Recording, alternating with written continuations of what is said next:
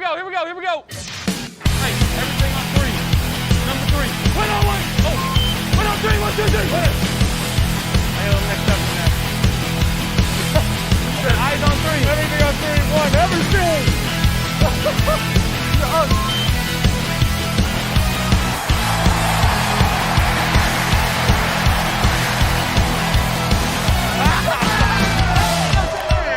You are now listening to the Fantasy Football Bros Podcast.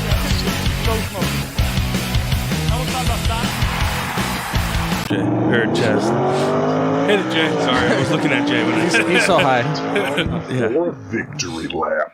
But my victory lap goes to Josh Jacobs, who single-handedly won me this week, regardless of the dog shit my wide receivers put up.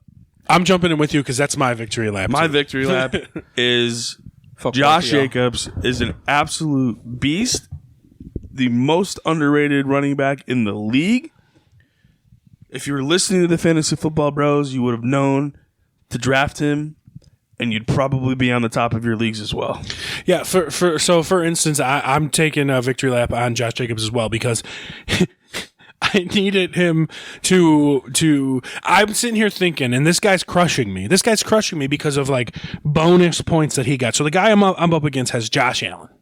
Okay, the guy I'm up against has Amari Cooper and he has Nick Chubb, who go into overtime and get like a 50-yard pass and the fucking rushing touchdown. So it's like burying me with this extra time. So I'm like, I need Josh Jacobs to have a big game. And I'm sitting here and I'm like, well, shit, Josh Jacobs doing good. He got me 30. And now I need Tyler Higbee to do nothing. Oh, Higbee got me a 0.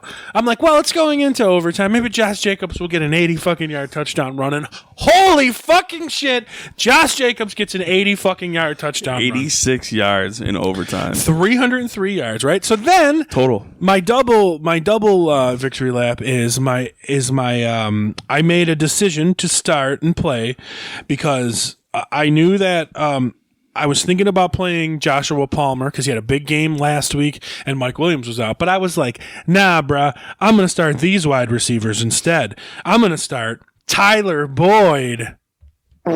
I'm going to start Juju Smith-Schuster. Okay, you know what? I'm going to put in my flex because I'm going to need something big now. I'm going to put in Christian fucking Watson.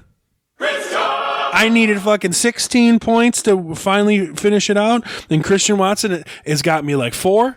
And then fucking Jordan Love comes in and 23 fucking points. So thank you, Joshua Jacobs. Thank you, Christian Watson. Let's do these stats for Josh Well, Jacobs. these two combined, Josh Jacobs had 50 points. Christian Watson had 23 points. That's 73 points.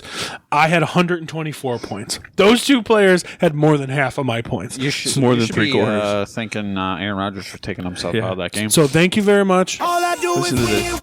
For all those you said that Josh Jacobs wasn't going to get used, 33 rushing attempts for 229 yards and 2 touchdowns. And 7 targets with 6 receptions for 74 yards. That was the knock Talk on about Jacobs. an absolutely complete game. Yep. Utter domination. The knock on Jacobs was like, well, maybe he'll get 20 to 25 receptions. We've had 12 weeks. He's got like 40-something. He's got like 40-some receptions. I would hazard to guess that Josh Jacobs has more receptions than somebody like Najee Harris right now. Probably. Yeah, right? And that's why you Probably took... has more receptions than Gabe Davis. Well, no, that's easy. Gabe Davis is like 20. Well, Najee Harris, DeAndre Swift, we took them in the first round because of their receptions. Yes. Right? And they're not doing that. No. I mean, well, Swift is, but he missed like 3 games. But like it just in general, you're getting so much production out of Josh Jacobs, and you heard it here first, folks. And even when we did our Fantasy Crush episode, and the freaking thumbnail of our Fantasy Crush episode was 2 running backs. And do you guys remember who those 2 running backs were in the thumbnail? I think it was one DeAndre Swift? No, it was Josh Jacobs and Saquon Barkley. Barkley, that's right. And boy, did we hit the ball out of the park on those 2.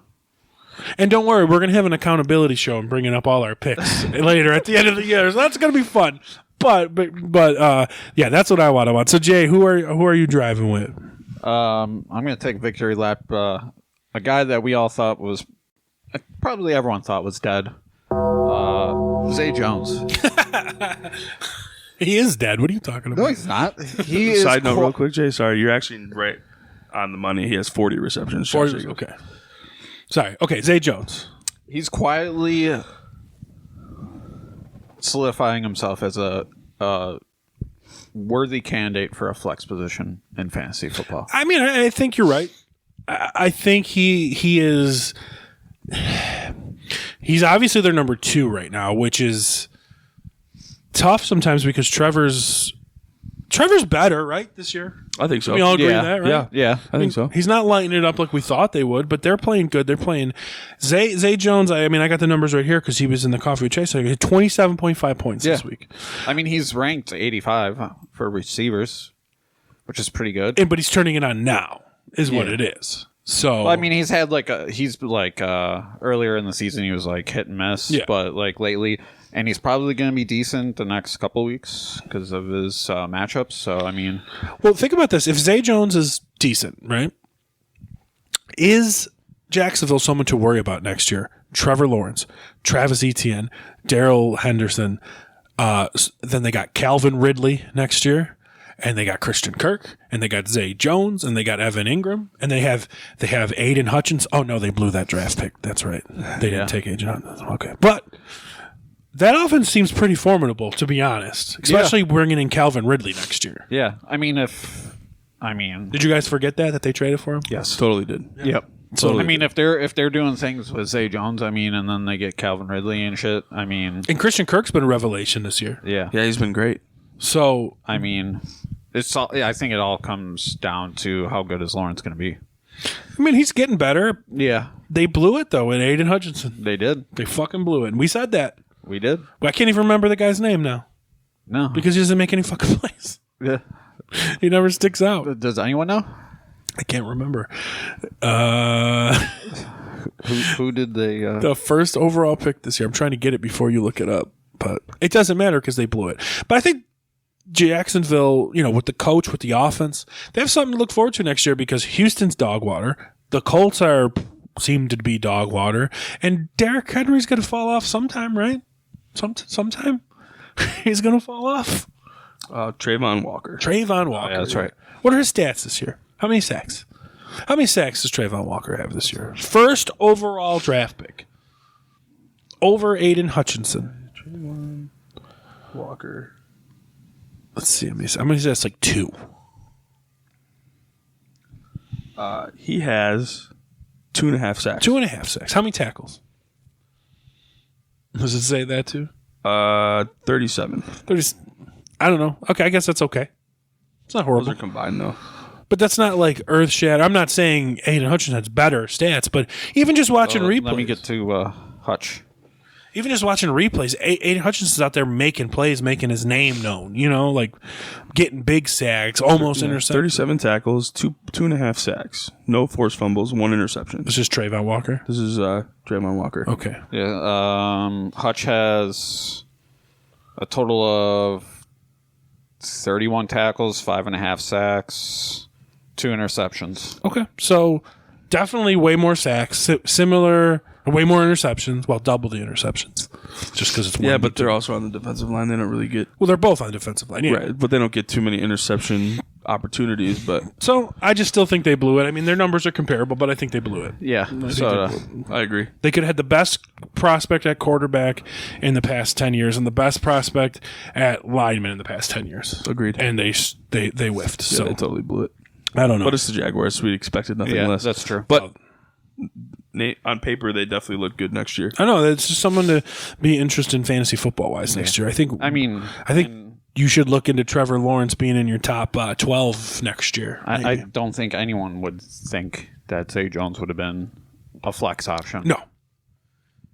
No, he used Most to. people didn't even expect him to be in the NFL. You've always liked him though. I did, but Yeah. I still thought he was done. Remember when he was in Vegas and was like naked in a hotel or something when he was a member of the Bills? Yeah. And he got arrested or something? Yeah. Zay Jones. Zay fucking That was good. That was a funny video. fucking Zay Jones. Well, we came to the end, folks. We did. How y'all Made feeling? it through. Feeling good? Feeling good? You got a nice warm lap over there? Yeah. She didn't move the whole episode. Oh yeah. I Sometimes survived she's, the whole episode, even though I did. he's Yes, high I as a did. kite. Yeah, man. I'm so high right now. we need to get a bit of. Well, Jay, are you probably not making the playoffs in either league, huh? That's fucked up. I mean, is that true? I mean, Probably. that sucks. That sucks. It's probably my first year, then probably since like the early years that I haven't made the playoffs. In my main four, I'm definitely making it in this one. Well, most likely making it in this one. Our main league, I'm probably making it. My other league, I made it for sure, and then the fourth league, probably not. So. You are now listening to the Fantasy Football Bros Podcast.